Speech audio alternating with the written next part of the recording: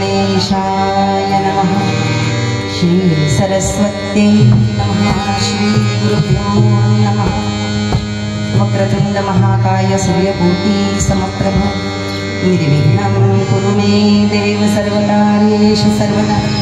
शान्ताकारं भुजगशयनं पद्मनाभं सुरेशं विश्वाधारं गगनसदृशं मेघवर्णं शुभाङ्गं लक्ष्मीकान्तं कमलनयनं योगिभिर्ध्यानगम्यं वन्दे विष्णुं भवभयहरणं सर्वलोकैकनाथं। गुरुर्ब्रह्मा गुरुर्विष्णुर्गुरुर्देवो महेश्वरः गुरुः साक्षात् परब्रह्म तस्मै श्री गुरवे नमः।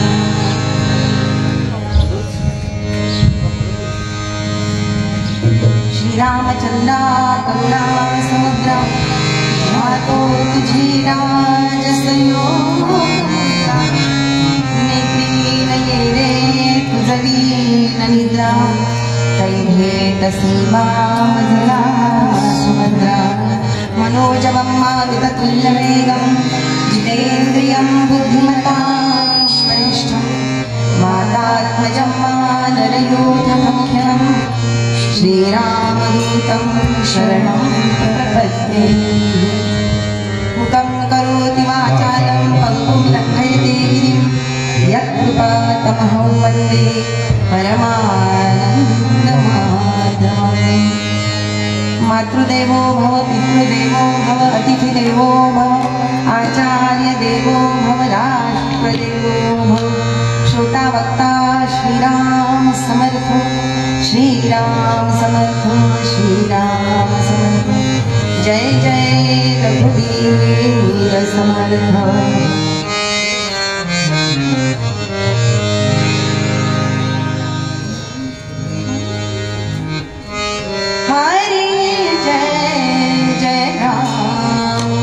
राम कृष्ण हरि हरि जय राम। राम कृष्ण हरि जय राम। राम कृष्ण हरि जय राम। राम कृष्ण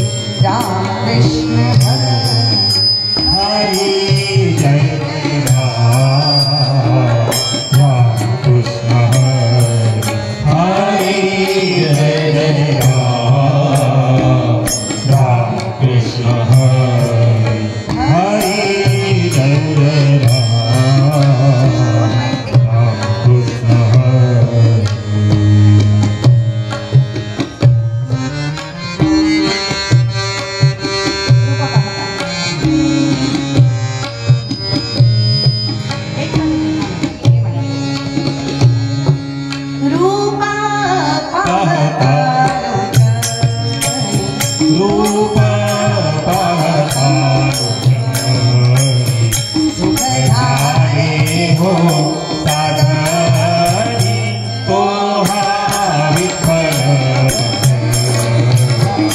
तो हा विठ्ठल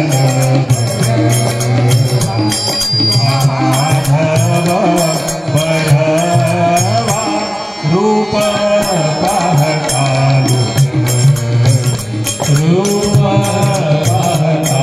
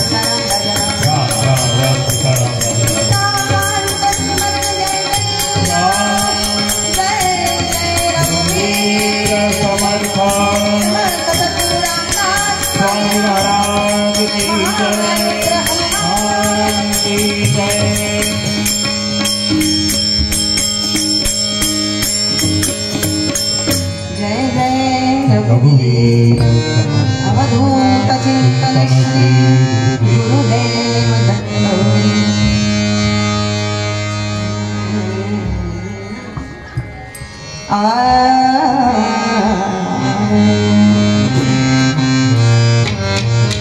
काय गावे रे काय गावे काय गावे रे काय गावे रे काय गावे काय गावे काय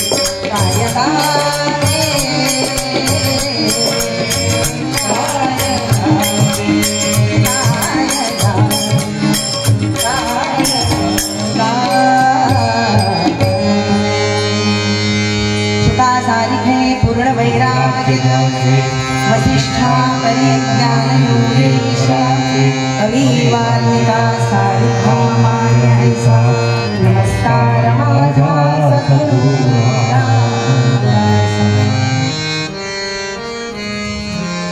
द्विजसा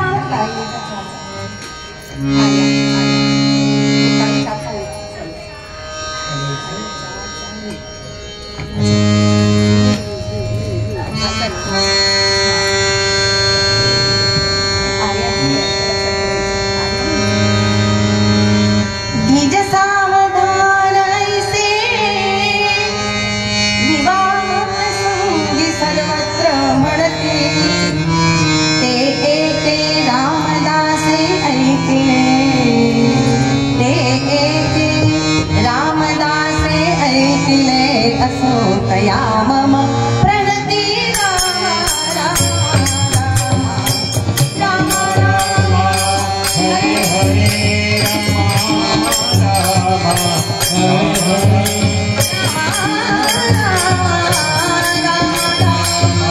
सीतापते राम राम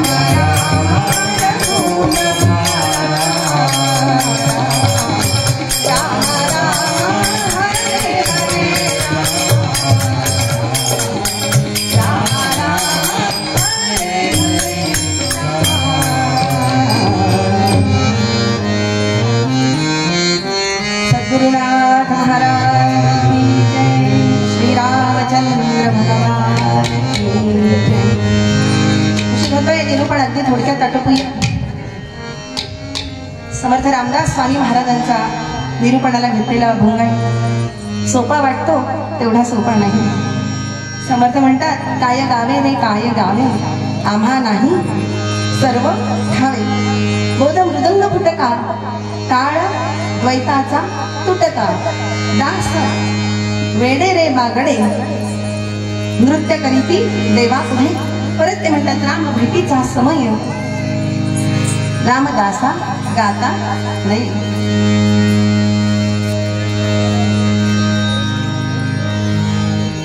या अभंगामध्ये वाचते 4 प्रकारचे 5 प्रकारचे जे काही समर्थ किंवा संत ज्यांच्या अभंग रचना त्यांना स्फुरतात त्या 4-5 प्रकारच्या असतात. पहिला प्रकार असा आहे की जेव्हा संत हे साधनेला लागलेले नसतात किंवा साधनेच्या पूर्वीचे जे काही आहे अभंग ते साधनेच्या पूर्वीचे अभंग, नंतर साधनेला लागल्यानंतरचे अभंग, त्यानंतर ईशकृपा आणि गुरुकृपा याबद्दलचे अभंग, त्यानंतर अनुभवपर अभंग, त्यानंतर उपदेशपर अभंग, अशा प्रकारचे अभंग हे संतांच्या लेखणीतनं बाहेर पडत असतात. आता आपण घेतलेला जो अभंग आहे तो अनुभवपर अभंग आहे. ज्याला अनुभव आलेला आहे त्यांनी या अभंगाबद्दल मांडलेला आहे. समर्थांना आलेला जो अनुभव आहे तो अनुभव समर्थांनी या ठिकाणी व्यक्त केलेला आहे. आज माझा आवाज जरा फार बसलेला आहे खाली. गेल्या 7 दिवसांपासून रामकथा सुरू आहे, ती गावातली रामकथा, त्यामुळे फार कष्ट म्हणजे मला काही रामरायाला पडतात, म्हणून कदाचित तो बसला माझ्या गळ्यात येऊन आणि आवाजाला पण बसवलं. पण जेवढं काही शक्य होईल तेवढा आपण आनंद घ्यायचा प्रयत्न करूया. रामराया बाकी करणारा आहेच. या अनुभवपर अभंगामध्ये समर्थांनी काय सांगितलेलं की काय गावे रे काय गावे. जेव्हा नृत्य संकीर्तन नाम संकीर्तन जे काही असतं, नृत्य करतो आपण, देवाच्या पुढे गातो किंवा भजन करतो, असं म्हणतात तुकाराम महाराज, देवे दिला देह भजना गोमटा. तरी तो ऐका तुम्ही किंवा तुम्ही बाकीच्यांकडे सोडून द्या. देवे दिला देह भजना गोमटा. हा देह कशासाठी दिलाय? भजनासाठी दिलेला आहे. पण आजकाल काय आपण बघतोय सगळे भजन असले की पत्नी सारख्या साड्या, सारखे ड्रेस, मग देवाचा भाव आणि हा भाव याच्यात फरक आहे.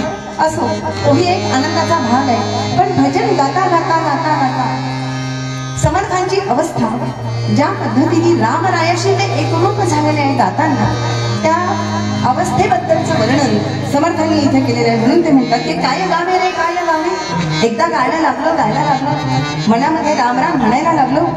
गात भगवंत समर्थ रामदासांनी फार सुंदर कीर्तन करायचे आणि त्या कीर्तनामध्ये किती छान म्हणजे किती भाव व्यक्त व्हायचा त्यांचा, इतका भाव. म्हणून समर्थांनी एका भजनामध्ये म्हटले आहे,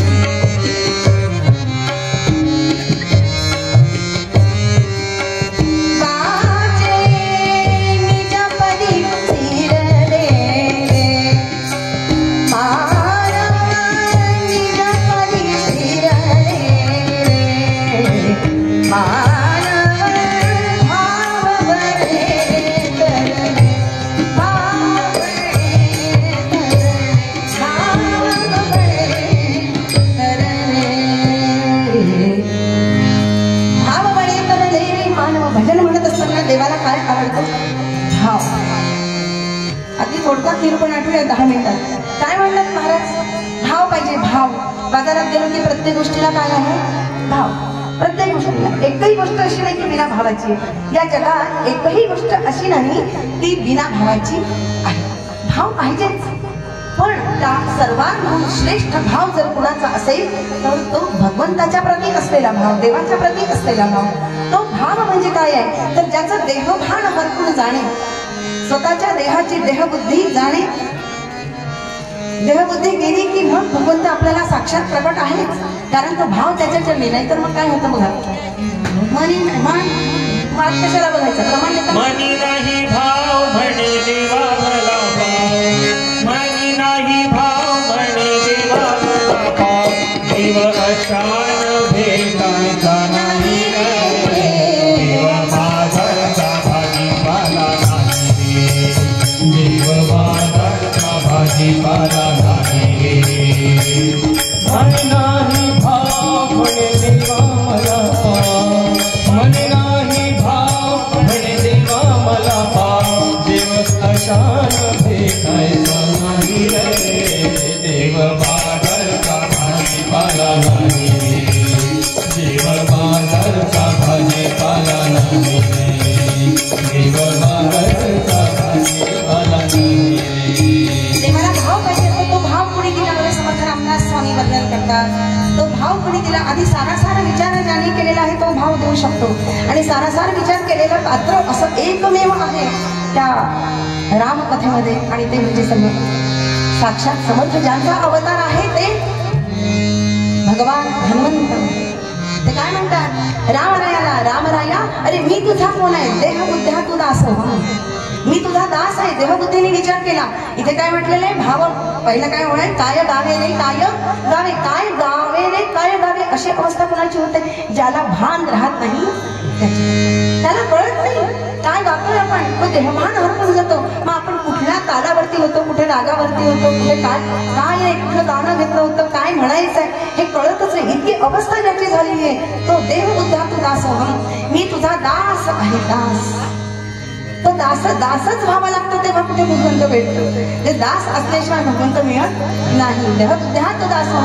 अरे माझ्या देहाचा मी विचार केला ना तर माझी देहबुद्धी कुठे दुसरीकडे जातच नाही. घेऊन जायचं माझं, माझी देहबुद्धी कुठे जात नाही. देहबुद्धी म्हणजे काय, या देहावरती ज्याची बुद्धी आहे तो मानव, तो बद्ध, त्याला असं म्हणतात. आपण बद्ध आहोत का, त्यांना वाटतंय आपण बद्ध नाही आहोत. कारण काय, मी तुझा दास आहे. तो दास आहे त्याची बुद्धी देहाकडे जाणारच नाही. पण विचार जरी केला देहबुद्धीचा तरी हे रामराया या देहाचा विचार केला तर हा देह तुझ्यासाठी अर्पण केलेला आहे, समर्पण केलेला आहे. म्हणून देहबुद्ध्या तू दास हो, जीवबुद्ध्या त्वदंश हो. जीवबुद्ध्या जर विचार केला तर मी तुझा अंश आहे. जीवबुद्ध्या विचार करशील माझा तर तूच तर सांगितलंयस ना, रामरायाला म्हणतो ममे वंश जीवलोके जीवभूत सनातन हा मनःष्ठानी इंद्रियाणी प्रकृती स्थानी कर्चती. भगवंत गीतेमध्ये सांगतात की मी हे समस्त जगत आणि त्या समस्त जगतामध्ये नटलेले जे कोणी आहेत ते सगळेच्या सगळे माझे अंश आहेत. आणि तूच तर सांगितलंय ना. म्हणून जीवबुद्ध्या विचार केला तर मी स्वतःला जीव जरी समजत असलो तर मग मी कोण नाही. जीवाच्या मागे येणारी काय काय अंतःकरण वृत्ती आहे आणि ती अंतःकरण वृत्ती काय करते, मन बुद्धी चित्त आणि अहमला कायम धरून असते. आणि जोपर्यंत अंतःकरण मन बुद्धी चित्त अहम याद्वारा विषयानुरूप होऊन जाते तोपर्यंत मात्र जीवबुद्ध्या तो त्वदंशकम असा विचारच कुणाच्याच मनात येत नाही. आणि तो विचार यावा यासाठी जीवबुद्ध्या त्वमेवा त्वदांशकम म्हणजे मी तुझा अंश आहे हा विचार केला तर जीव नसून भगवंताचा अंश आहे एवढं मानलं जातं. नाहीतर आपण सगळेजण काय समजतो, स्वतःला जीव समजतो. आणि रामरायाने इथे या धर्तीवरती भगवंत अवतरित झाले यासाठी समर्थांनी आपल्याला पुढच्या याच्यामध्ये त्याचा विस्तृत विचार केलेला आहे. पण इथे ते काय म्हणतात की मी माझं देहभान तेव्हा हरपून जाणार की जेव्हा मला माझी देहबुद्धी जाणार, माझी जीवबुद्धी जाणार. आणि जीवबुद्धी एकदा ती गेली की मी कोण होणार, त्याचा अंश आहे हे मला कळलंय. पण साधना इतकी पराकोटीला न्यायची, इतकी पुढे न्यायची आपण जशी हनुमंताने गेली, जशी समर्थाने गेली त्या साधनेला वाढवत पाहिजे ना. नाहीतर काका म्हणतात परमपूज्य काका की पहिल्या वर्गातलं दप्तर जर आपण ग्रॅज्युएशनला घेऊन गेलं तर चालणार नाही. तिथे एक रुमाल असतो, डबा असतो, पाण्याची बॉटल असते, हे काही आपण कायम घेऊन जाणार नाही. आपण जसं जसं पुढे प्रगती करतो तसे तसं आपलं दप्तर हे काय असलं पाहिजे, बदलत असलं पाहिजे. आणि साधक आणि कायम सावध, साक्षेपी आणि दक्ष असलं पाहिजे. जोपर्यंत दक्ष नाही तोपर्यंत भगवंताकडे लक्ष नाही एवढं लक्षात ठेवायचं. मग आपल्याला त्याकडे जर लक्ष करायचं असेल तर हनुमंत म्हणतात त्याप्रमाणे जीवबुद्ध्या त्वदंशकम झालं. आणि आता शेवटी ते सांगतात की अरे आत्मदृष्ट्या जरी मला विचारलंस ना तू, तर मग मी कोण आहे? आत्मदृष्ट्या त्वमेव, तू आणि मी याच्यात फरक नाही, भेद नाही. तूच मी आहे आणि मीच तू आहे. मी आणि तू.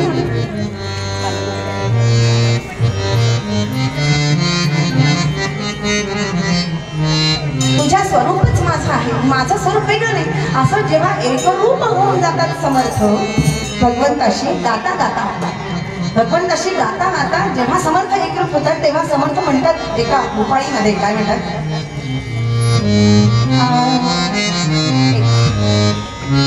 राम आणि दास दोघे पहुडले रामी, रामा पहुडले रामी.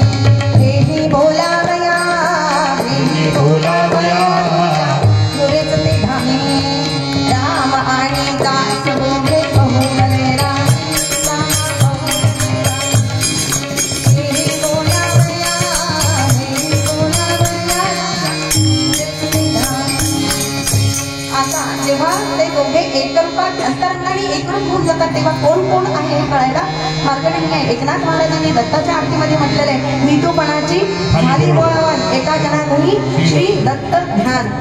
बोळवणच झालेली आहे त्याची, आणि ती बोळवण जोपर्यंत होत नाही तोपर्यंत माझ्यातलं मी पण जात नाही. आणि मी पण गेलं एकदा देहबुद्धी भगवंताला अर्पण केली, जीवबुद्धी भगवंताला अर्पण केली आणि आत्मबुद्धी भगवंताला अर्पण केली रे केली की मग तो आणि मी वेगळा नाही. समर्थ इथे सांगतात काय गावे रे काय गावे. मी आता काय गाणार, कोणासाठी गाणार, कसं गाणार, कसा मी नृत्य करू? कारण आम्हा नाही सर्व ठावे. आता मला काहीच आठवत नाही, इतकं दादात भगवंताशी गाता गाता.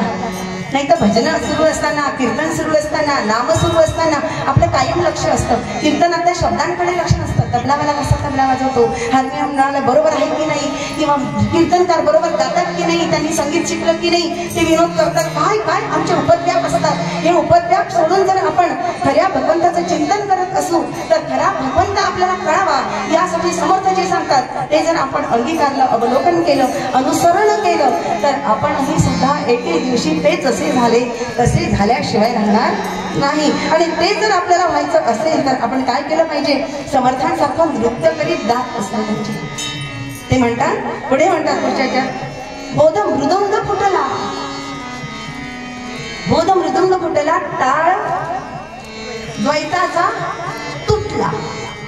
गाता गाता हात साधनं लागतात ना, हार्मोनियम लागते, तबला लागते, मृदंग लागतो आणि सगळी सिस्टीम लागते आहे ना. एक बिघडलं की सगळं बिघडलं. पण समर्थ म्हणतात सगळंच बिघडू द्या, सगळंच फुटू द्या. केव्हा? तबलाही फुटू द्या, मृदंगही फुटू द्या, पण केव्हा फुटेल? केव्हा फुटेल की जेव्हा संत आपल्याला बोध देतात, सांगतात की तू काय कर. एक ऋषी होते, त्याच्याकडे एक साधक आले आणि म्हणाले, महाराज अहो साधना कशी करायची ते मला सांगा. महाराजांनी सांगितलं त्यांना, असं करा, घोड्यासारखं धावत राहा, घोड्यासारखं धावत राहा. तो धावतोय, घोड्यासारखा धावतोय. आला का म्हणाला, महाराज झालंच काही नाहीये, फक्त मी घोड्यासारखा धावतोय. महाराजांनी म्हटलंय की नुसते घोड्यासारखे धावू नका, अहो साधनाच्या बद्दल विचारलं ना तुम्ही तर घोड्यासारखं धावा याचा अर्थ समोर देव आणि आपण त्याच्या मागे धावा. समोर देवाला ठेवा आणि मग त्याच्या मागे धावा. मग तो धावायला लागला. तर नंतर म्हणाला, महाराज हे काही मला पटलेलं नाही, काहीतरी अशी बैठी साधना द्या की जिथे मी बसेन आणि भगवंताचं नामस्मरण करेल. तर महाराज म्हणाले, ठीक आहे, तू एके ठिकाणी बस आणि तुझे जे काही इष्ट असेल त्या इष्टांचं स्मरण कर आणि गात राहा, नाम घेत राहा, अखंड नाम घेत राहा. तो बसला नाम घ्यायला. तो म्हणाला, महाराज काय बैठी साधना पण काही जमत नाही, ती जमत नाही. तर काय कर? अरे म्हणे तू ध्यानाला बसल्यानंतर जर कोणाला समोर आणत नसेल आणि त्याचा विचार करत नसेल, चिंतन करीत नसेल त्याच्याबद्दल, तर तो तुला कसा प्रसन्न होणार आहे? अजिबातही होणार नाही. तुला काहीतरी काय करावं लागेल? नाम घ्यावं लागेल आणि त्याच्या मागे तुला धावावं लागेल, त्याचा विचार करावा लागेल, त्याचं चिंतन करावं लागेल. आणि एके दिवशी चिंतन करता करता मग त्यांनी सांगितलं की असं कर, तुला कोणी एखादा सांगणारा असेल ना त्याला शरण जा. शरण गेली याचे फळ क्रिया पालटे तात्काळ, असं जेव्हा समर्थ सांगतात तेव्हा या साधकांनी आपल्या गुरूंचं ऐकलं आणि ध्यानाला बसले. नुसतं ध्यानाला बसल्याने होणार नाही, काही केल्याने होणार नाही, तर काय गुरूंचा बोध त्याच्या अंतःकरणामध्ये ठसला. तो बोध ठसल्यानंतर त्या बोधाचं पण काही काम राहत नाही असं समर्थ म्हणतात की टाळ बोध मृदंग फुटला. एक रूप झाल्यानंतर बोधाचा मृदंग सुद्धा फुटला आहे की नाही. शंकराचार्यांनी आपल्या शास्त्रामध्ये आपल्याला सांगून ठेवलेलं आहे की जोपर्यंत आपल्याला गरज आहे तोपर्यंतच आपण अभ्यासाचं साधन जे आहे म्हणजे पुस्तक म्हणजे अभ्यास करायचा. एकदा कळलं ना त्याच्याबद्दल, एकदा भगवंताबद्दल कळलं रे कळलं की मग त्या शास्त्राचं काहीही काम राहत नाही. एकच काम उरतं ते म्हणजे आपण स्वतः अनुभव घेणे. माझा आवाज येतोय ना स्पष्ट? अनुभव घेणे. आणि इथे समर्थ आपल्याला या अभंगामध्ये अनुभव सांगतात की बोध झाल्यानंतर बोधरूपी मृदंग सुद्धा फुटून गेलेला आहे. आता मला बोधाचं पण काही काम राहिलेलं नाही, तो आणि मी एकच झालेला आहे. पुढे ते म्हणतात की टाळ द्वैताचा. का बरं बोध मृदंग फुटला? बोध मृदंग फुटला का बरं? त्या बोधाने मला द्वैत काय आणि अद्वैत काय हे कळलेलं आहे. द्वैत म्हणजे मला जगामध्ये सगळं जे द्वैतपणा दिसतं, दोन दिसतात, अनेकत्व दिसतं, नानात्व दिसतं. त्या नानात्वाच्या नादाने मी त्या नानात्वाला लागलेलो, विषयारूप झालो आणि विषयाचे भोग भोगत भोगत मी काय केलं आजपर्यंत या मी आणि जग वेगळा. दुसरं पाहिजे ना भोगायसाठी कोणीतरी आहे ना. संसार चालवायचा म्हणजे पती पत्नी पाहिजे असतात, स्वयंपाक करायचं म्हणजे भांडी पाहिजे, गॅस पाहिजे, काहीतरी वेगळं वेगळं पाहिजे असतं. एकाहून दोन दुसरं पाहिजे. चर्चा करायची म्हणजे कुणीतरी पाहिजे, कीर्तनकार पाहिजे आणि सांगणारा पाहिजे आहे ना. आणि ऐकणारे पण पाहिजे असतात, म्हणजे द्वैत पाहिजे असतात. पण समर्थ म्हणतात की जोपर्यंत जगापर्यंत द्वैत जाणार नाही. द्वैत कशाने जाईल हो? द्वैत एकाच गोष्टीने जाऊ शकतो. तो बोध भगवंतांनी दिलेला, संतांनी दिलेला बोध, मग तो ध्यानाचा असो, नामाचा असो, चिंतनाचा असो, विचाराचा असो, श्रवण मनन निधिध्यासनाचा असो, की हेही सगळं केलं पाहिजे. त्यावेळी त्या क्षणी काय होतं समर्थ रामदास पुढे सांगतात. एका अभंगामध्ये ते म्हणतात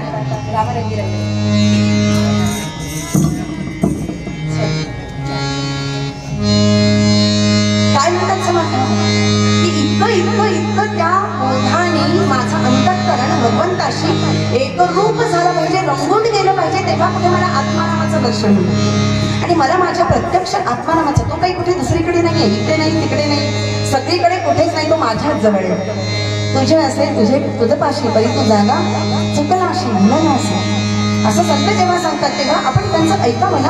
आम्ही काय करतो, भलत्याच रंगामध्ये रंगायचा विचार करतो. जगातले रंग आपल्याला दिसायला लागतात, आतल्या रंगाला आम्ही विसरलेलो आहे. म्हणून समर्थ म्हणतात आमन हो राम रंगी रंगले, मन राम रंगी रंगले,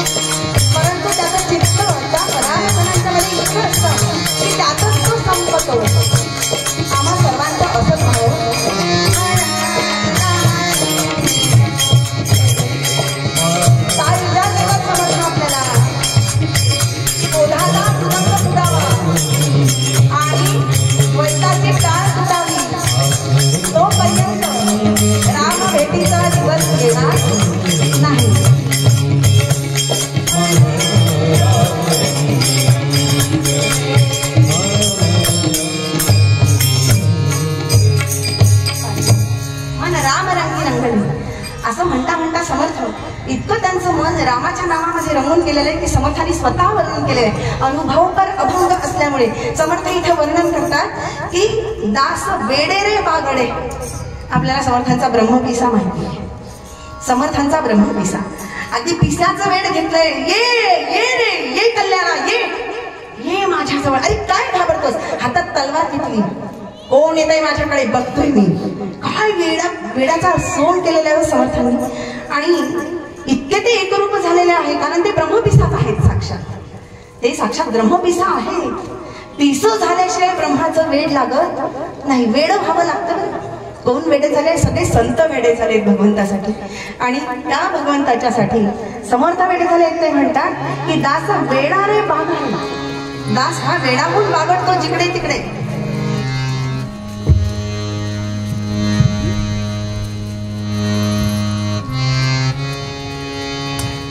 आणि वेडाहून बागडतो म्हणजे नुसताच बागडत नाहीये.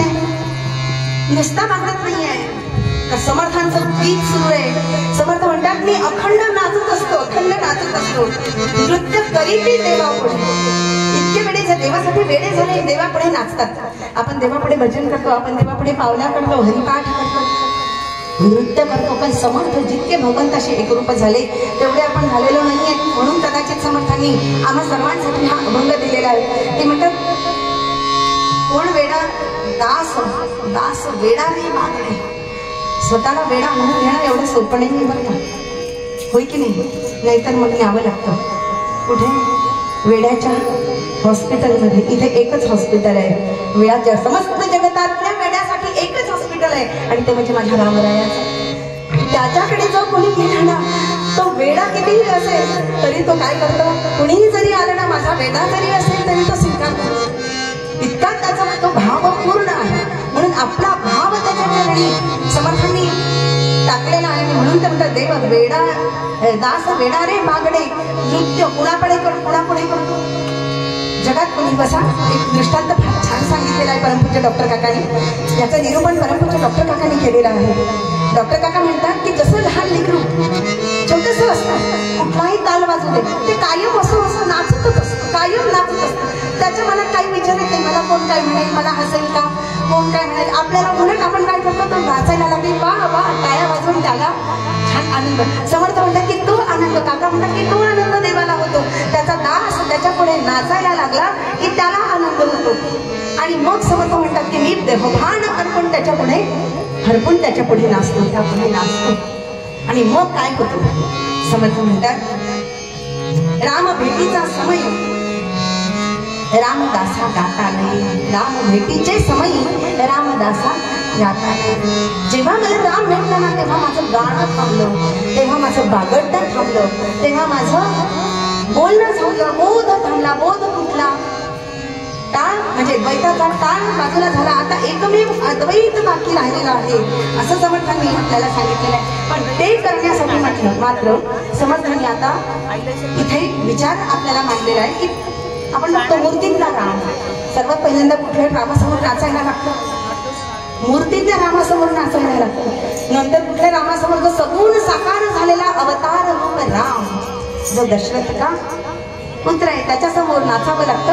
आणि तिसरं ज्याच्या पुढे नाचावं लागतं जो निर्गुण निराकार असणारा म्हणून अवतरित होणारा हा ईश्वराचा अवतार असल्यामुळे त्याच्या पुढे आपण आधी नाचतो. आधी मूर्ती मग आपल्याला कळायला लागतो तो अवतार आहे आणि त्यानंतर कळतं की तो ईश्वर रूप राम आहे. अशा ईश्वर रूप रामाशी ब्रह्मरूप रामाशी आत्मरूप रामाशी जेव्हा दास एकरूप होतो तेव्हा समर्थ म्हणतात की आता मला गाता येत. शब्द कुंठले मती कुंठित झाली. वाणी स्तब्ध झाली. भावात मिळाला. ज्याचा अभावच नाहीये अशा भावामध्ये तो जाऊन मिळालेला माझा भाव. आणि म्हणून मी काय म्हणतो समर्थ म्हणतात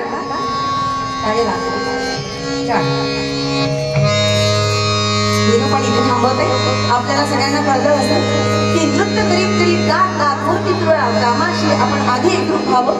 त्यानंतर अवतार रूप रामाला जाणावं आणि ब्रह्मरूप रामाशी एकरूप होऊन जावं. एवढ्यासाठी ते कसं करावं तर गात गात संकीर्तन करीत नाम घेत घेत छान असा याचा विचार करीत बोध सद्गुरूंनी दिला की त्या बोधाचं बोध सुद्धा दूर व्हावा आणि द्वैत भाव झावा. या जगात सर्वत्र मीच नटलेली आहे असा विचार माझा व्हावा. म्हणून समर्थ म्हणतात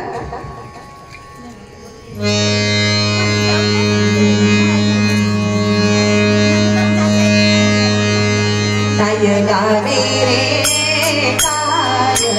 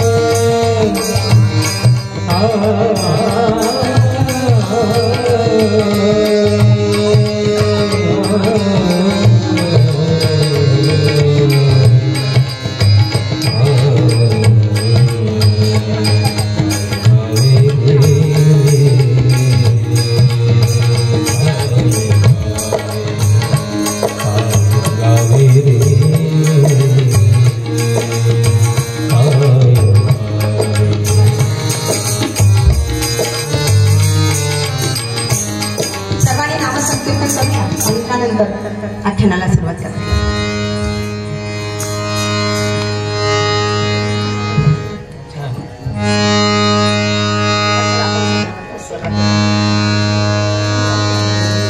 श्री राम जय जय राम. म्हणा सगळे माझा आवाज श्री राम जय जय राम.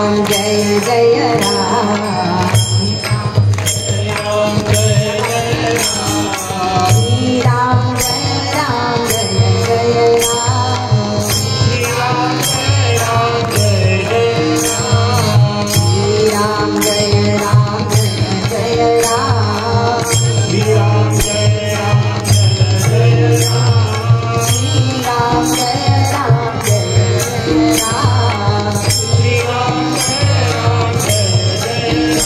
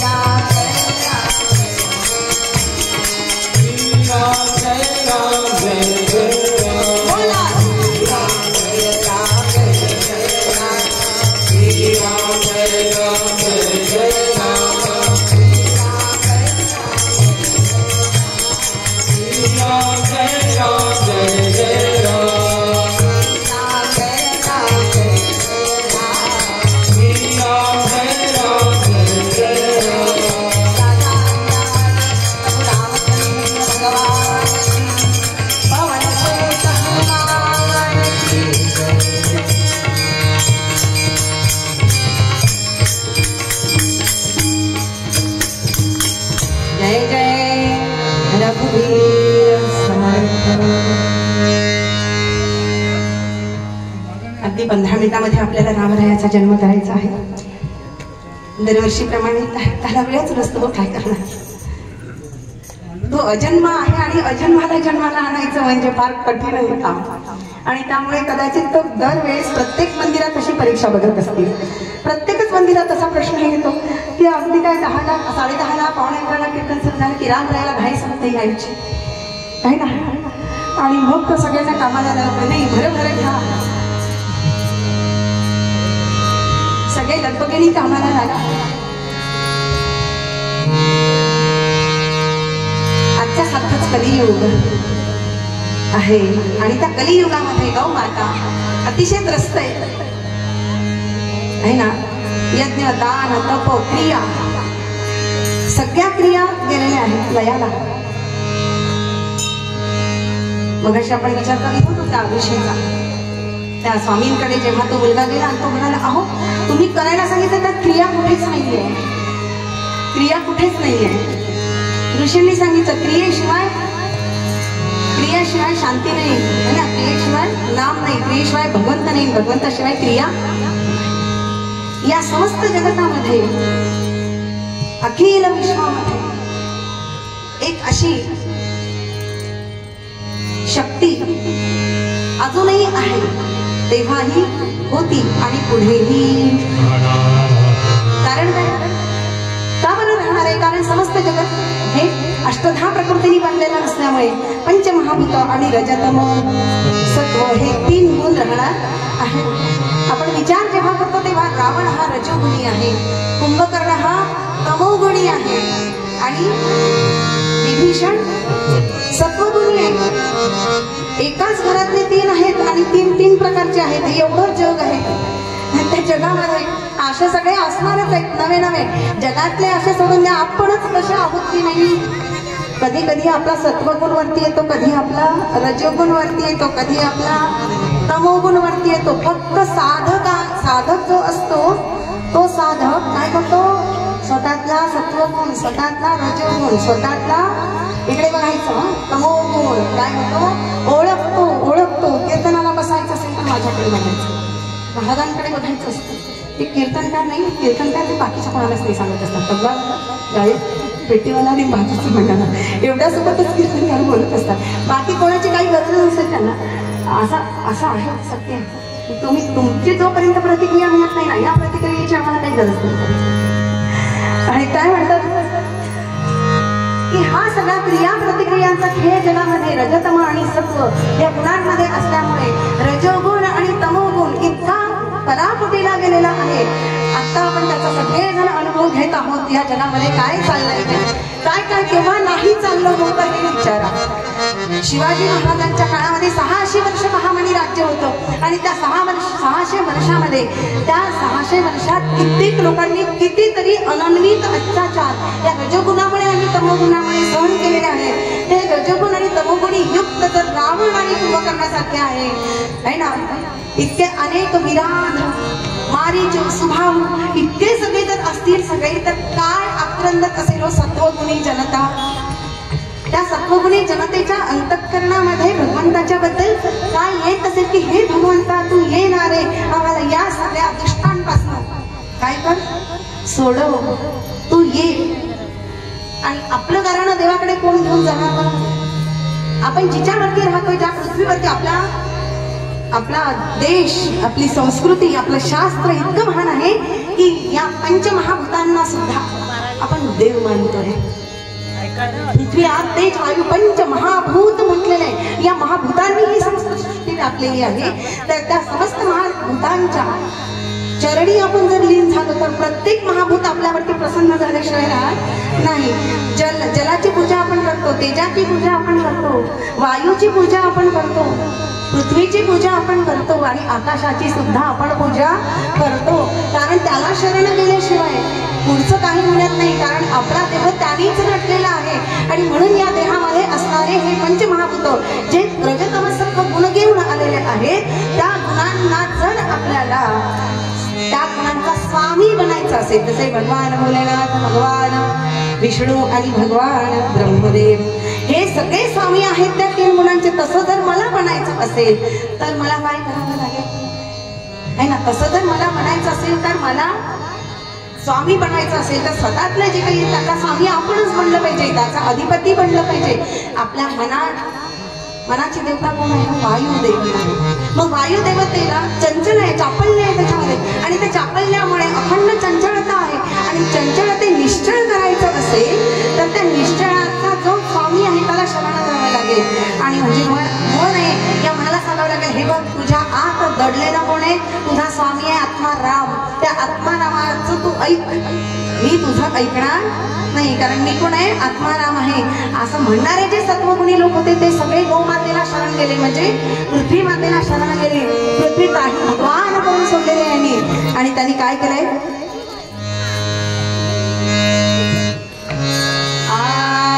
आयज्ञदान तप पूजन कीर्तन, यज्ञदान तप पूजन कीर्तन, यज्ञदान तप पूजन कीर्तन, यज्ञदान तप पूजन कीर्तन. करुण शपथी बोधिज ब्राह्मण, करुण शपथ. अरे कोणी येईल आणि मंदिर आमचं काय सुंदर निर्णय घेतलेला आहे सरकारने आपल्याला की कुणीही आमची सत्ता संपादित करावी. मग कुणाकडे जावं? राजाश्रय. त्यासाठीच राजा आहे, त्या राजाला शरण जाती प्रजा. आणि तो राजा पृथ्वीला शरण जातो. राजा पृथ्वीला शरण गेला आणि देवतांकडे गेला आणि त्या ब्रह्मदेवाकडे, भगवान शंकरांकडे, त्यांना घेऊन भगवान विष्णूंकडे गेलेले आहे. आणि म्हणत आहे, हे भगवंता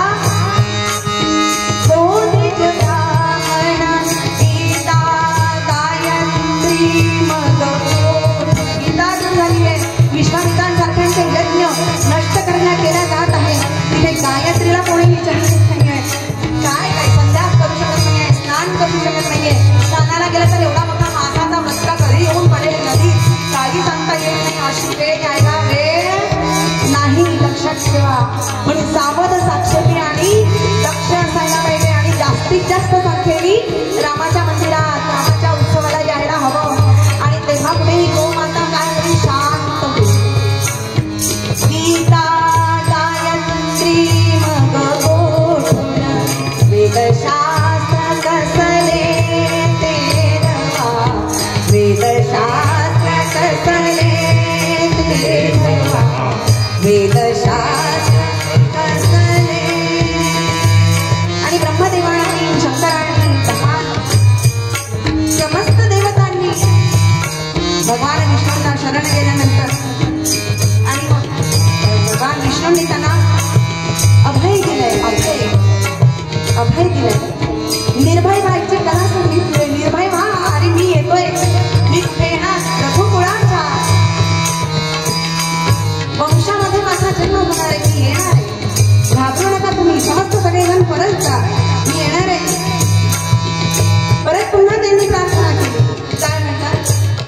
रमेशा रमणा दयाळा, रमेशा रमणा, रमेशा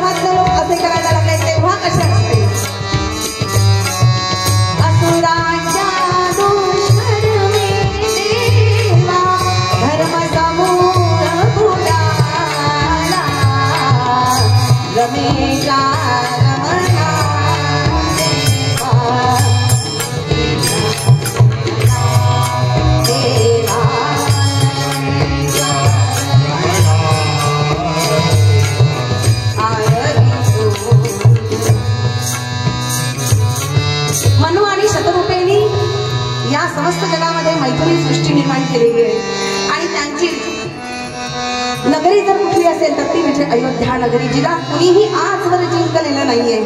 त्याचा अनुभव आपण मागच्या वर्षी घेतलाय. ज्याने जिंकलंय त्याचे काय धज्जे उडाले आपण सगळ्यांनी बघितलेला आहे, काय आनंद आपण सगळ्यांनी घेतलेला आहे. त्या अयोध्येला कोणीतरी असा असेल का जिंकू शकेल? काळाचं सोडून द्या, 500 वर्षाचं सोडून द्या. हो, काळ आहे तो, काळ काय, काळाला मोजमाप नाहीये. काळ अनंत आहे आणि अनंत अशा काळामध्ये आपलं वास्तव्य नक्की आहे, लक्षात ठेवा.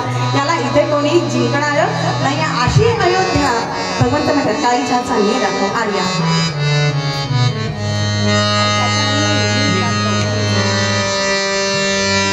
नांदे रघुवंश शरयू तीरी. कुठे नांदतो रघुवंश? शरयू तीरावरती रघुवंश नांदतो. नांदे रघुवंश शरयू तीरी अयोध्या नामे सुंदर नगरी. त्या शरयू तीरावरती अतिशय सुंदर अशी नगरी आहे अयोध्या. राजा दशरथाचे उदरी. भगवान सगळ्यांना अभय देतात. राजा त्या अयोध्येत असणाऱ्या राजा दशरथाच्या घरी. राजा दशरथाचे उदरी घेण धर्म रक्षावया जन्म रामा रामा रामा रामा हरे हरे रामा रामा रामा रामा सीतापते रामा रामा रामा रामा रघुत्तमा रामा रामा रामा हरे हरे रामा.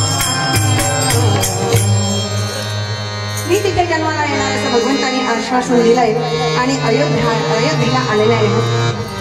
सगळे देव परत आलेले आहेत कुठेतरी.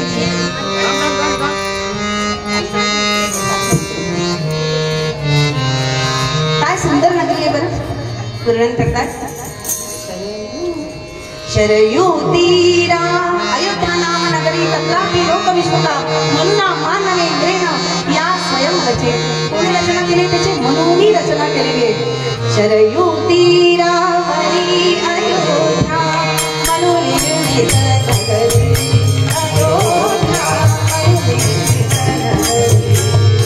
शरयू तीरावरी अयोध्या शरयू तीरावरी अयोध्या मनोनिर्मित नगरी. अयोध्या मनोनिर्मित नगरी.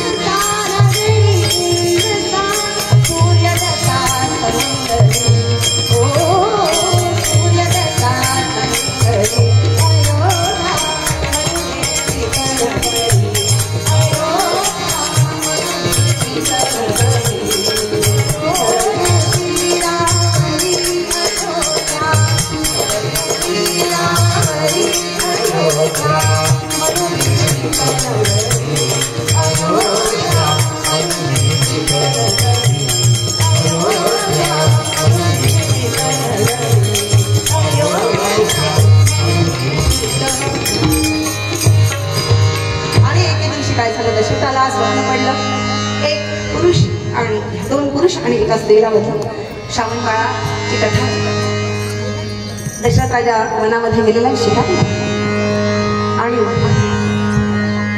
शिकार मिळाले नाही म्हणून रात्री एका वृक्षावरती थांबलेले आहे आणि गुडगुड असा झाडीचा आवाज आला. शर कसा आहे त्यांचा? वेद मिळणार आहे. एकच बाण पूर्ण आहे त्यांच्यासाठी. रघुकुळामध्ये असलेल्या सगळ्या राजांसाठी एक बाण, एक पत्नी, एक वचनी, एक बाणी असं त्याचं वर्णन केलं जातं. त्या रामरायाचं कुळ कसं असेल हो विचार. पिता कुळामध्ये आलेला, जन्माला आलेला, सगरापासून भगीरथापर्यंत, दिलीपापासून रघुपर्यंत असे अनेक, इक्ष्वाकुपासून नहुषापर्यंत असे अनेक राजे त्या कुळामध्ये होऊन गेले आणि ते असं पवित्र ते कुळ आहे ना. जननी पवित्र कुलम पवित्र जननी कृतार्थ असं म्हटलं जातं. कुलम पवित्र जननी कृतार्थ असं कृतार्थ असणार हे सगळं तिथे त्याचा वध झालेला आहे आणि श्रावणाच्या माता पित्यांनी त्याला शाप दिलेला आहे की ज्याप्रमाणे आम्ही राम राम म्हणजे पुत्र पुत्र म्हणून तुमचा प्राणत्याग करतोय,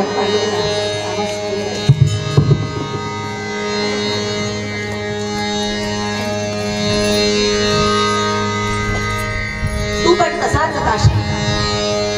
आणि त्यानंतर परत आलेले आहेत अयोध्येमध्ये. वसिष्ठांना झालेला वृत्तांत सांगितलाय.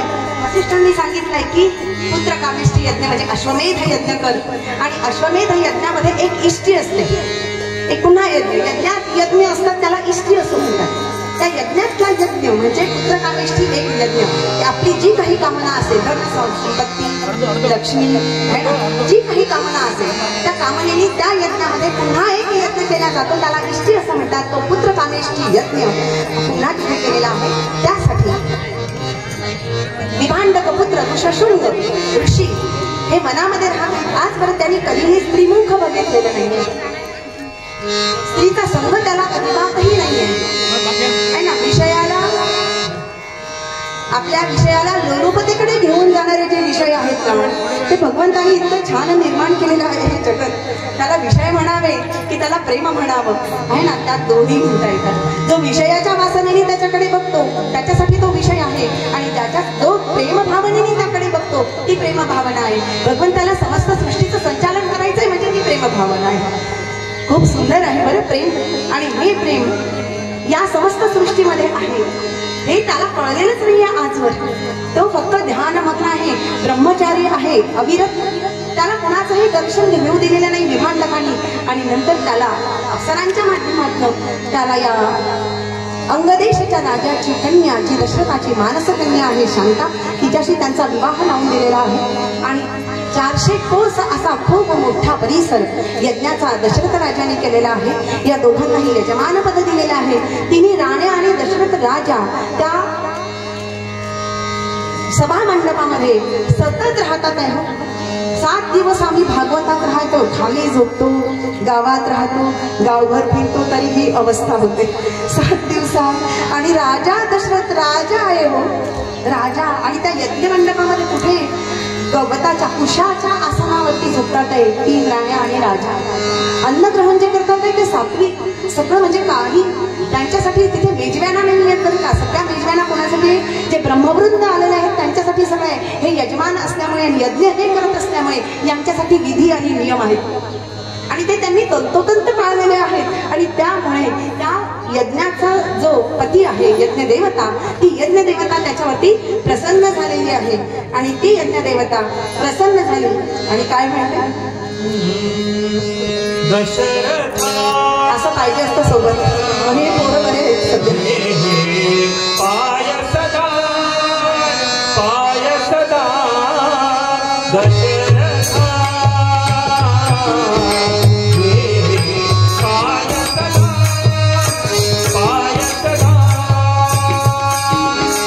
तुझा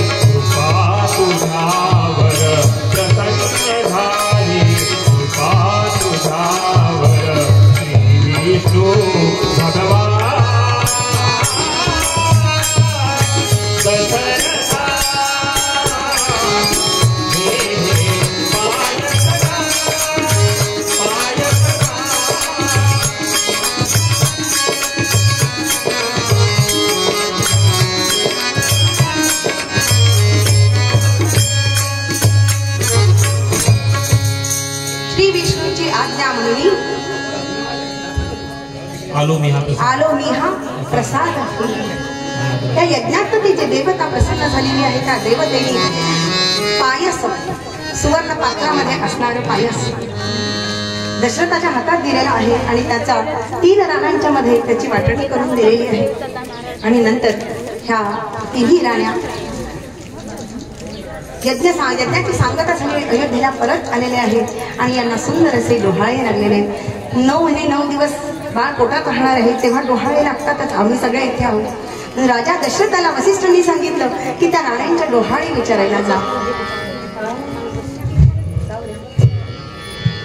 डोहाळे काय तुला काय झालं असेल आपण इतक्या दिवसात झालंय का म्हणा माझ्यासोबत. डोहाळे काय. तुम्हाला एक आनंदाची गोष्ट सांगते. आजचं मी जे हे आख्यान सादर करते ना हे परमपूज्य मंदाताईंनी लिहिलेलं आहे. परमपूज्य मंदाताईंचं आख्यान आहे, माझं आख्यान नाही ते वेगळे. माझ्याशी 3 आख्यान आहेत, 3-4 आख्यान आहेत, पण मला हे आख्यान खूप आवडतं कारण परमपूज्य मंदाताईंचं आहे आणि आम्हाला दिलेला तो वसाय माऊलींनी आणि तो या दिवशी तरी किमान रामरायांच्या समोर सादर करावा. डोहाळे काय तुला सांग सुंदरी, डोहाळे काय तुला सांग सुंदरी, डोहाळे उतराती आलो मी तुझ्या मंदिरी,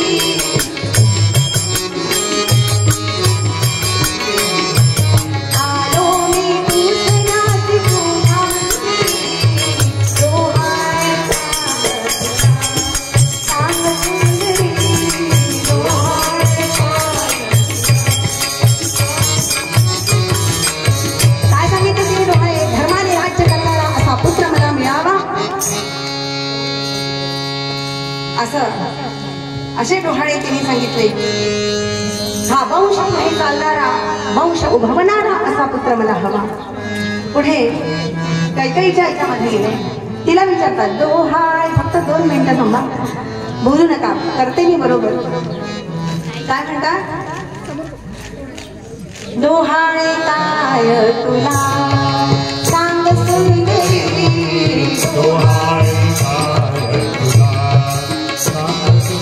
एकदम काय म्हणाले. ज्येष्ठ सुता वनवासी, ज्येष्ठ सुता वनवासी अन्नती वने, या वचने रूप झाला कथित अंतरी, डोहाळे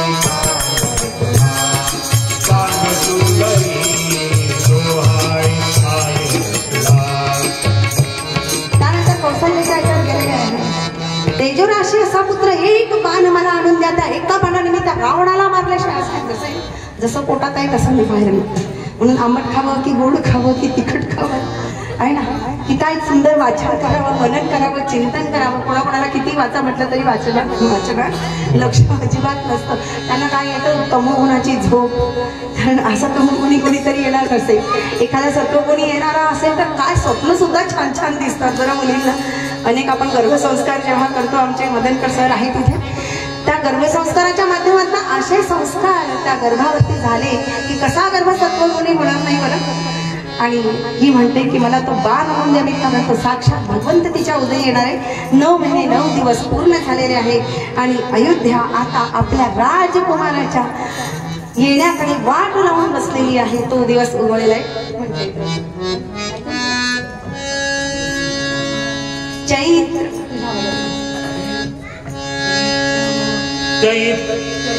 मास शुद्ध नवमी तिथी, गंधयुक्त तरीही वात उष्ण अभिजित मुहूर्त, पुनर्वसू नक्षत्र, कर्क लग्न, गुरुवार मंगळवार दिवस,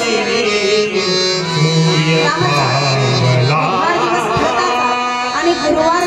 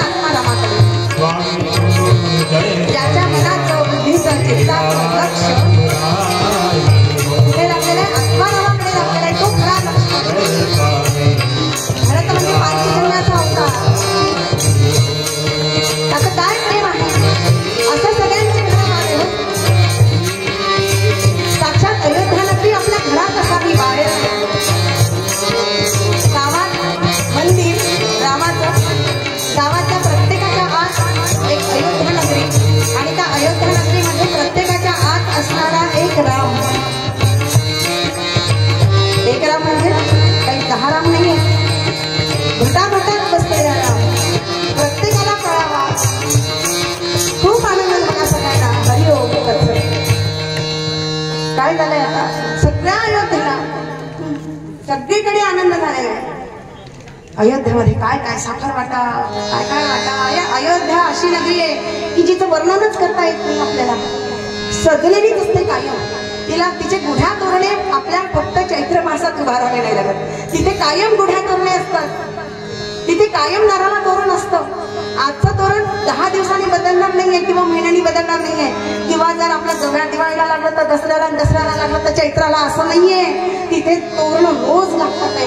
रोज तोरण बदललं जात आहे. नित्य काय वर्णन केलेलं आहे वाल्मिकीने. सगळ्या रामायणांमध्ये वर्णन आलेलं आहे. आपण शब्द कमी पडतात त्याचं वर्णनाबद्दल. इतकी सुंदर अयोध्या आणि त्या अयोध्येत साक्षात कोण अवतरित झालंय. भगवान श्री राम अवतरित झालेले असल्यामुळे सगळी अयोध्या आनंदित आहे आणि सगळ्यांनी खूप आनंद केलेला आहे. आता बाळाला वसिष्ठ पत्नी अरुंधती सुंदर असं ध्यान करत आहे.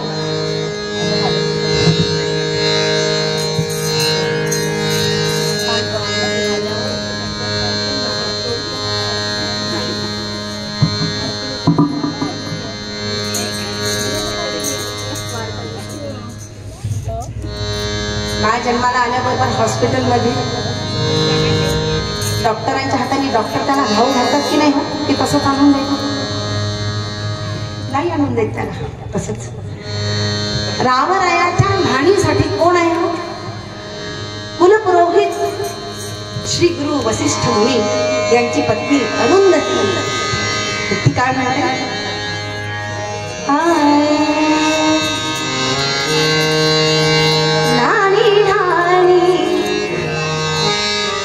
अरुंधती बाळा हो नानी नानी अरुंधती बाळा. आपल्या आतल्या रामाला घाऊ घालायचं. घाऊ घालायचं म्हणजे काय त्याला काढून घाऊ घालणार ना. आपल्या प्रेमाने त्याला घाऊ घालायचं. आपल्या वाणीने त्याला घाऊ घालायचं. आपल्या मनाने त्याला घाऊ घालायचं. आपल्या नामाने त्याला घाऊ घालायचं. नानी नानी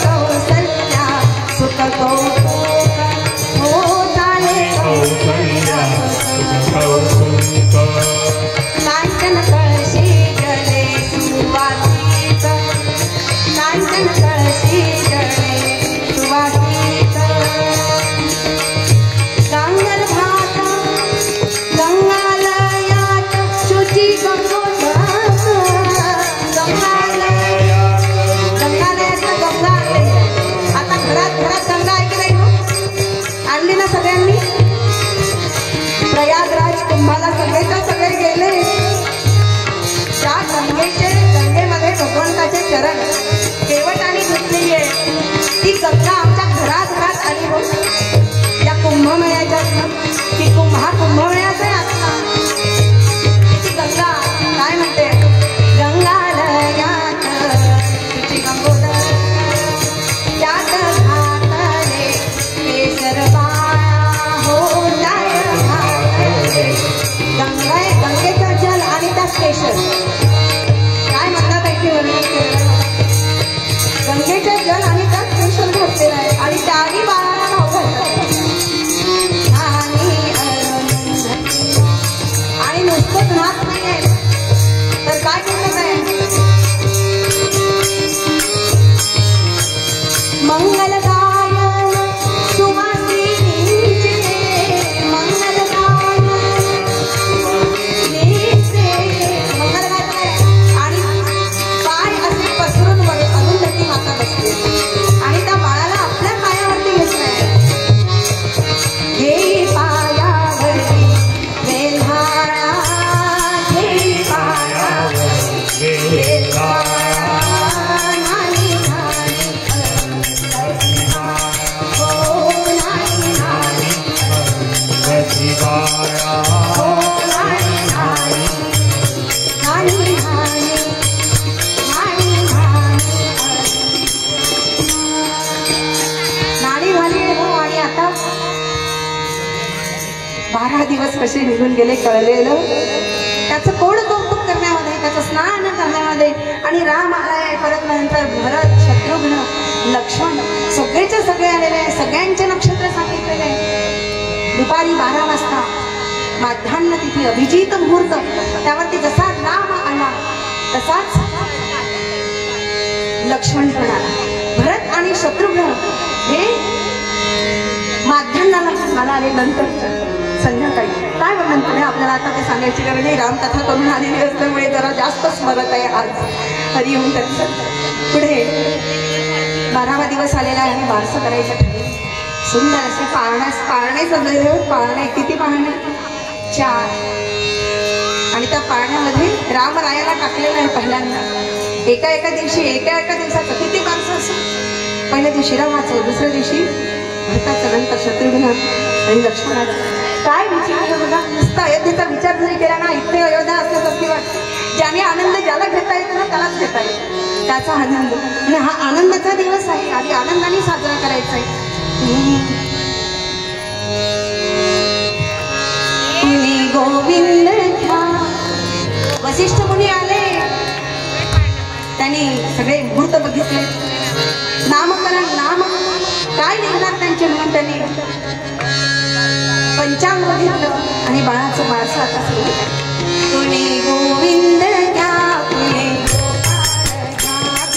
गोविंद घ्या कुणी गोपाळ घ्या गोविंद घ्या कुणी गोपाळ घ्या कुणी गोविंद घ्या कुणी गोपाळ घ्या कुणी गोविंद घ्या कुणी गोपाळ घ्या कुणी गोविंद घ्या कुणी गोपाळ घ्या कुणी गोविंद घ्या कुणी गोपाळ घ्या गोविंद घ्या कुणी गोपाळ घ्या गोविंद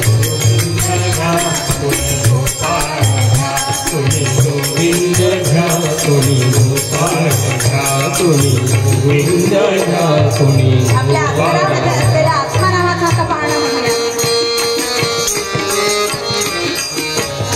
बाळा जो जो रे पारंपरिक चालीत म्हणायचं आहे पिक्चरच्या चालीने म्हणायचा लक्षात ठेवा पारंपरिक चाली आहेत आमच्या सगळ्यात छान छान आणि आम्ही काय करतो सगळं येऊन जाऊन मध्ये काय भेसळचा जमाना भेसळ नको आहे आपल्याला आहे ना भेसळ हवी का कुणाला तरी आवडते का कुणाला तरी नाही भेल आवडते भेसळ आवडत नाही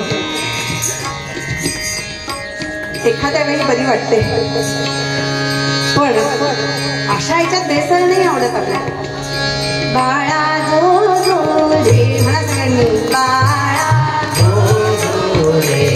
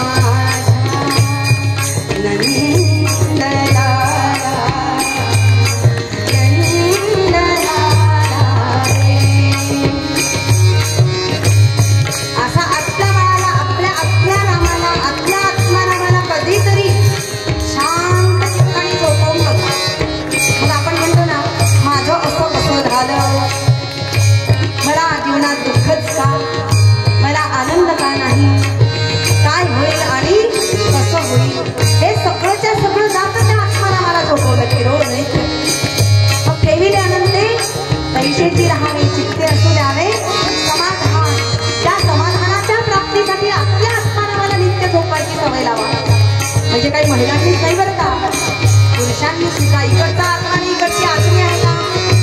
नाही. आत्मा आणि आत्मी नाही, जीव आणि जीवी नाही. आत्मा एक सगळ्यांचा. पुरुषांनी सुद्धा रोज त्या रामाला झोपायची सवय लावली पाहिजे. तुम्ही म्हणाल तुम्ही कोण सांगता आम्हाला, आम्ही करतो. अरे कीर्तनाची गादी आहे बाबा. या कीर्तनाच्या गादीचे काही नियम असतात, ते पटो न पटो सांगावे लागतात. लोकांना येत असेल तरी, कारण शेवटी तुम्ही महिषाची या मूर्ती असं म्हटलेलं आहे, त्यामुळे सांगावंच लागतं ते. आणि कितीही सांगून आम्हाला पटत नाही, मला माहित आहे, कारण मी पण कधी इथे असते ना तसंच होतं. इकडून ऐकलं की इकडून बाहेर गेलं.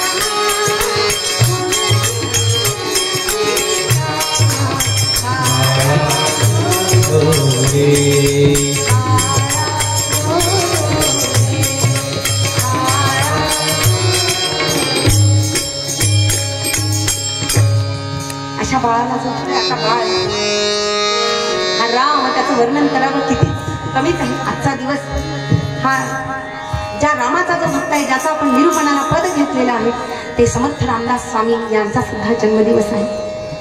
अगदी जांभेला त्यांच्या घराच्या बाजूला रामाचं मंदिर आहे आणि दुपारी अभिजित मुहूर्तावरती राम जन्म तिकडे होतोय आणि इकडे साक्षात राणूबाईला नारायण त्यांच्या उदरी जन्माला आलाय. समर्थ सद्गुरू रामदास स्वामी महाराज की जय. असे समर्थ रामदास स्वामी ज्यांनी श्री शिवाजी महाराजांना, छत्रपती शिवाजी महाराजांना त्यांच्या या हिंदवी स्वराज्याच्या कार्यामध्ये काय मदत केली. साक्षात ते गुरु आहेत, त्यांचे दोन गुरु आहेत शिवाजी महाराजांना, तुकाराम आणि समर्थ रामदास स्वामी.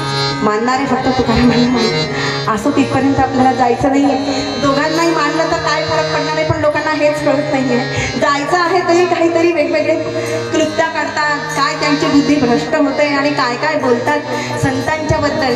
आणि शास्त्रामध्ये असं म्हटलेलं आहे की या जगामध्ये सर्वात वाईट जर काही कुठली गोष्ट असेल माणसासाठी, निंदा ही आहे आणि तीही संतांची निंदा. संतांची निंदा कधीच करू नये आणि आम्ही सर्रास संतांची निंदा करतोय, म्हणजे आम्हाला पुन्हा जन्म घेतल्याशिवाय पर्याय नाही. असं भगवान रामरायांनी आज आपण सगळे रामाचं चरित्र नित्य ऐकतोय, नित्य वाचतोय, नित्य स्मरण करतोय. नवे नवे राम आपल्या जीवनामध्ये आहे, आपण त्याचं आचरण करतोय. मर्यादा त्यांनी ज्या आपल्याला दिलेल्या आहेत त्या पाळण्याचं काम करतोय. नाही पाळलं तर काय होणार? काय होणार? रावणासारखं आपण नक्कीच होणार. पण रावणासारखं जर व्हायचं नसेल तर रामाच्या मर्यादा आणि रामाला शरण जाऊन तो कसा आहे हे जाणून ज्यांनी घेतलंय तो रावरूप झाल्याशिवाय राहणार नाहीये. पण सगळ्यांनी आपण एकदा त्या कौशल्या सुताची स्तुती करूया, तेही नृत्यात.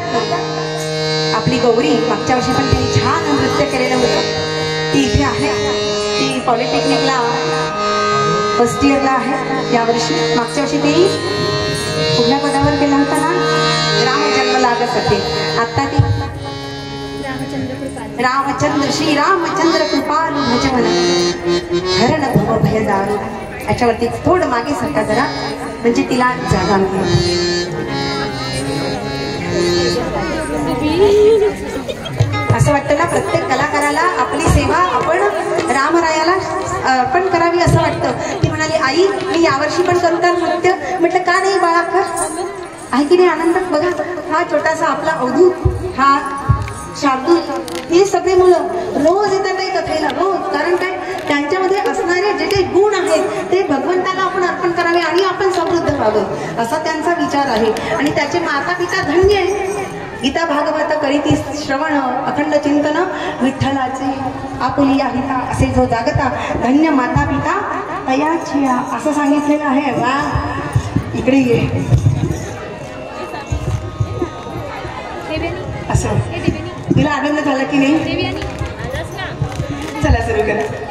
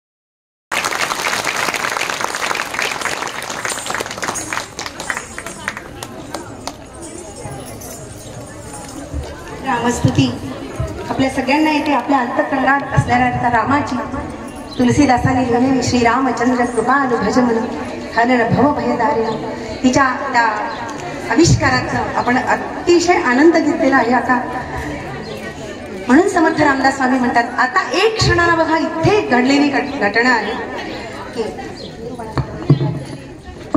काय गावे आम्हा नाही सर्व ठावे असं जे समर्थ रामदास स्वामी म्हणतात ना की तो तिच्याकडे बघण्यात आणि तिचे भावविष्कार बघण्यात त्या रामाच्या याच्यात डोळे मिटून इतका लीन झाला की तो मोबाईल बाजूला गेला आणि माईक बाजूला गेला क्षणासाठी. तुम्ही त्याला वाटतं पण प्रत्यक्ष प्रचिती आपल्याला आलेली आहे. कशाची प्रत्यक्ष प्रचिती की काय गावे भैरवी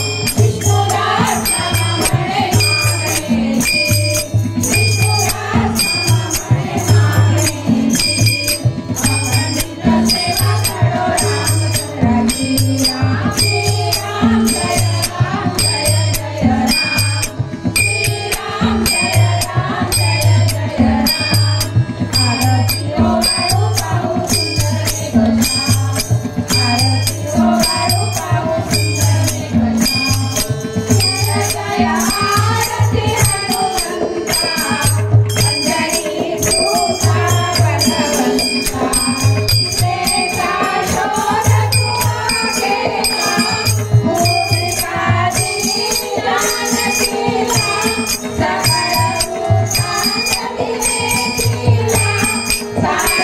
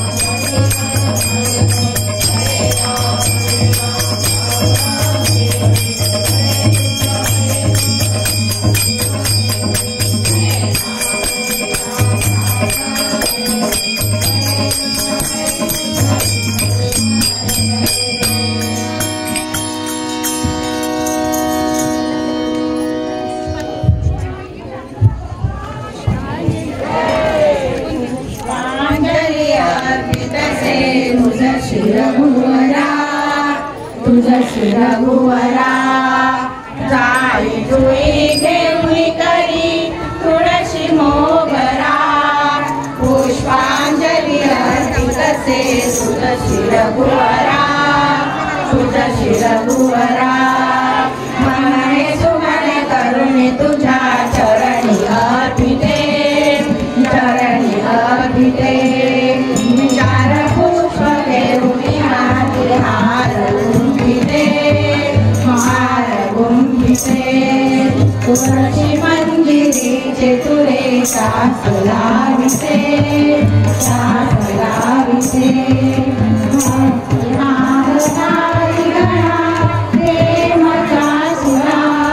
पुष्पांजली अर्पित से रघुवरा